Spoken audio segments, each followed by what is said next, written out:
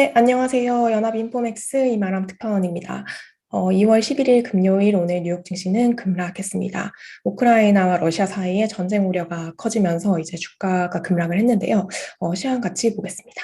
네, 다우지수는 전장 대비 1.43% 하락 마감을 했습니다.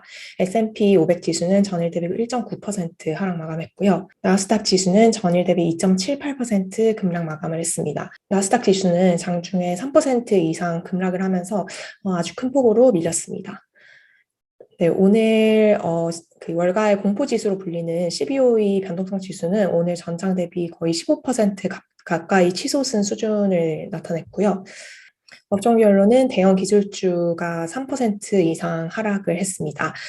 에너지주와 유틸리티를 제외한 전 영역이 하락을 했고요.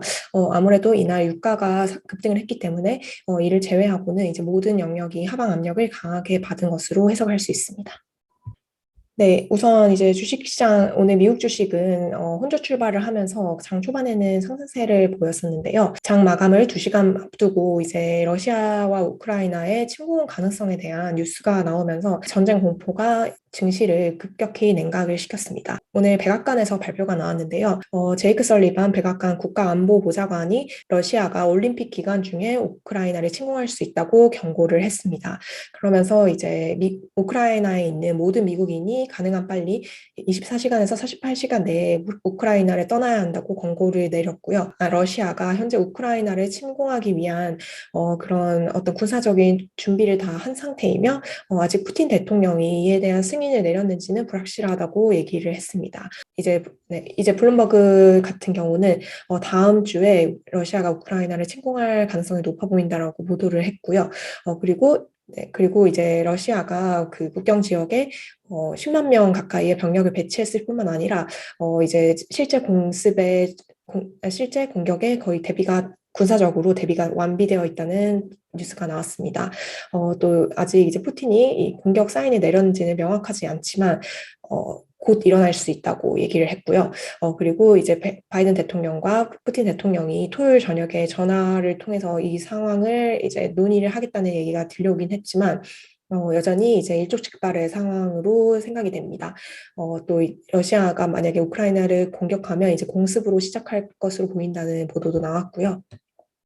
네, 이제 러시아의 우크라이나 침공 가능성 뉴스가 나오자 즉시 이제 달러 엔 환율이 급락을 했습니다. 이렇게 가파르게 하락을 했는데요. 이제 엔화는 전통적인 안전 자산으로 뭐 이런 전쟁과 같은 상황에서 통화 중에서 가장 안전 자산으로 작용합니다. 이제 달러 엔 환율이 떨어졌다는 거는 엔화의 가치가 높아졌다는 것을 의미를 하고요. 네, 이제 이외에도 미국 국채 금리가 급락을 했습니다. 네, 미국 국채 금리가 급락을 했다는 거는 미국 국채 가격이 올라갔다는 의미인데요. 국채라는 것이 굉장히 안전 자산이기 때문에 이런 전쟁 우려에 대비해서 국채를 사들이려는 수요가 높아져서 국채 금리가 이렇게 급락을 한 것으로 볼 수 있습니다. 실제로 이제 러시아와 우크라이나가 어떤 외교적인 합의점을 찾을지 아니면은 정말 전쟁이 일어나게 될지는 뭐 현재로서는 알 수는 없지만 시장 전문가들은 왜 이렇게 또 증시가 전쟁 우려를 많이 반영했느냐에 대한 것에 대해서 이때까지 시장의 얘기를 크게 반영하지 않았기 때문이라고 해석을 했습니다. 그렇게 나오죠. 시장이 이제 외교적인 해법이 이루어지기를 좀 기대를 하고 있었고, 대부분 그 러시아의 우크라이나 침공에 대한 위협을 좀 무시를 하고 있었다. 시장에 전혀 주식시장에 이것이 반영이 되고 있지 않았기 때문에 이날 이런 속보가 나온 후에 반응이 컸다고 이제 설명을 하고 있고요. 뭐 주식시장 같은 경우는 어제부터 이어진 이 연준의 긴축에 대한 공포에 이미 하락을 하고 있었고 그런 매도세가 급격한 매도세가 발생하는 와중에 이런 지정학적 공포 이슈까지 더해지면서 시장의 매도 심리를 훨씬 강화시킨 것이 아니냐라는 분석이 나왔습니다. UBS의 아트카이 시인인데요. 이제 우크라이나 헤드라인이 이제 실제로 주식시장에 미친 영향은 크지 않을 수 있다. 정말 문제인 것은 연준이 이제 긴축에 대한 앞으로의 향후 계획이 없어 보인다. 그것이 정말 시장이 우려를 하고 있는 요인이다라고 얘기를 했습니다. 네, 이날도 여전히 이제 연준의 본격적인 긴축에 대한 우려도 시장에 지속을 했습니다. 이제 어제 물가 지표가 나왔기 때문에 물가 지표를 확인하고 많은 투자은행들이 올해 금리 인상 전망 횟수를 높이고 있는 상황인데요. 이제 일전에 말씀드린 대로 뱅크 오브 아메리카는 연내 7번 금리 인상을 예상을 하고 있었습니다. 이게 월가에서는 가장 좀 긴축적인 경로였었는데 이제 어제 물가 지표를 확인하고 골드만삭스도 이 대열에 합류를 했습니다. 골드만삭스 역시 올해 25bp를 7번 올리는 안을 이제 지지를 한다고 했고요. 어제 물가를 확인한 이후에 시티은행 역시 3월 FOMC에서 금리를 50bp 올릴 것이다라고 주장을 했습니다. 시티은행 같은 경우는 올해 이제 연준이 총 150bp의 금리를 인상을 할 것이라고 얘기를 했고요. 또 뱅크 오브 아메리카 증권의 금리 전략가인데요. 이 사람이 이제 라디오에 나와서 3월에 연준이 50bp 금리를 인상하고 또 그 이후에 5월 회의에서도 50bp를 또 인상할 수 있다. 이런 더 그 기존의 7회 인상보다 더 공격적인 이런 전망을 내놓았습니다.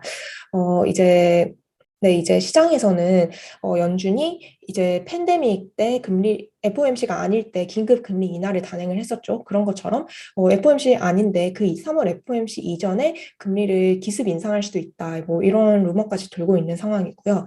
그리고 또 정례 FOMC 사이에 올해 7번의 FOMC가 있지만 그 FOMC 사이에 어떤 긴급한 미팅을 통해서 또 금리를 인상할 수 있지 않겠냐 이런 확률까지 계속 이제 거론이 되고 있는 상황입니다.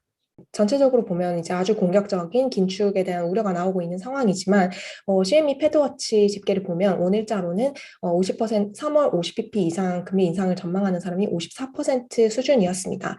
이제 어제 이 50bp 이상을 전망하는 쪽이 거의 100%에 육박하는 수준으로 나타났었는데요. 그거는 아무래도 어제 물가 지표를 확인한 직후에 시장이 좀 약간 발작적인 반응을 한 것이 아닌가. 현재는 이제 시장은 50대 50으로 3월 FOMC에서 금리가 25bp 인상될지 50bp가 인상될지를 전망을 하고 있습니다. 네, 또 반대되는 의견도 계속해서 나오고 있는데요. 이제 연준이 실제로 50bp를 올리기에는 어렵지 않겠나라는 견해입니다. 연준은 이제 1980년 이후로 금리를 50bp 인상한 적이 없습니다. 이미 25bp를 한 번에 인상하는 것이 일종의 관행처럼 굳어져 있기 때문에 시장의 극도의 어떤 위험 햇빛이 만약에 연준이 뭐 50bp 금리 올리면은 주식시장도 난리 나겠죠. 그런 일을 촉발시킬 수 있는 이런 변동성을 주지는 않을 것이다라는 의견도 있습니다. 또 이제 어제 이제 CPI에 시장이 과도하게 반응을 하고 또 블러드 총재가 3월 50bp 인상을 선호한다고 얘기를 하면서 시장이 요동을 치니까 다른 연준 위원들도 나와서 발언을 하면서 조금 심리를 진화시켰습니다. 애틀란타 연은 총재죠. 라파엘 보스틱은 이제 어제 물가 지표를 확인한 후에 본인의 견해는 바뀌지 않았다고 얘기를 했습니다. 올해 3번 혹은 4번의 금리 인상이 있을 것이다라는 본인의 견해는 그대로다라고 얘기를 했고요. 리치몬드 연은 총재 또한 이제 만약에 50bp 금리를 인상하기 위해서는 나는 내가 설득을 당해야 될 것이다라고 얘기를 했습니다. 지금은 그렇게 생각하고 있지 않다는 의미죠.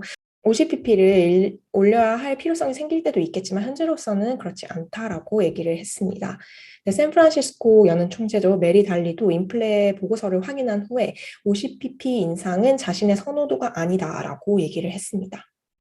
네, 이제 블러드 총재의 50bp 인상을 선호한다는 발언에 대해서 우리가 어떻게 또 해석을 해야 되느냐 이런 얘기도 나왔는데요. 우선 이제 블러드 총재는 연준 내 대표적인 매파 인물입니다.